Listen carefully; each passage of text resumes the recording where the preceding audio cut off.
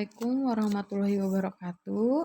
Saya Diara Arya Andira dari Fakultas Hukum semester 2 non-reguler dengan EPM saya 7420 12 11 72.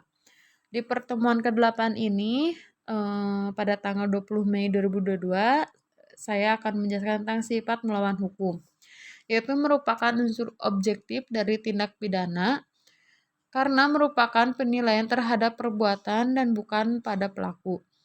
Yang kedua yaitu ada suatu perbuatan dikatakan melawan hukum apabila perbuatan tersebut masuk dalam rumusan delik sebagaimana dirumuskan dalam undang-undang.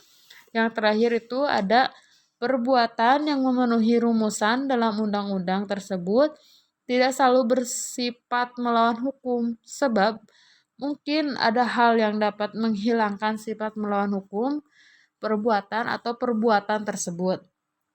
Contohnya itu ada dua. Yang pertama di negeri Belanda dalam Ares Hogo Road tanggal 20 Februari 1933 di kota Huizen mengenai dokter hewan. Lalu yang kedua yaitu di Indonesia putusan Meri pada bulan Januari 1966 dengan kasus Markus Effendi. Contoh kasus formil sini juga ada putusan Mahkamah Agung khususnya Markus Effendi yang tahun 1966. Lalu di sini juga ada sifat melawan hukum terdiri dari yang pertama sifat melawan hukum formil, hukum tertulis atau murni undang-undang. Yang pertama itu ada perbuatan itu bersifat melawan hukum apabila dirumuskan sebagai tindak pidana dalam undang-undang dan diberikan sanksi.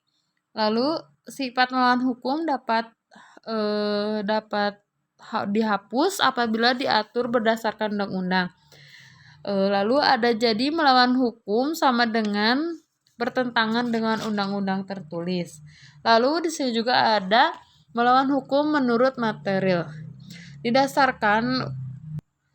Melawan hukum material itu didasarkan living law atau tidak tertulis. Contohnya ada 3, yaitu ada bukan hanya berdasarkan undang-undang tertulis saja, tetapi juga berdasarkan asas hukum yang tidak tertulis atau living law. Lalu ada sifat melawan hukum dapat dihapus berdasarkan undang-undang dan diatur hukum yang tidak tertulis. Yang terakhir melawan hukum tertulis dan hukum tidak tertulis kebiasaan.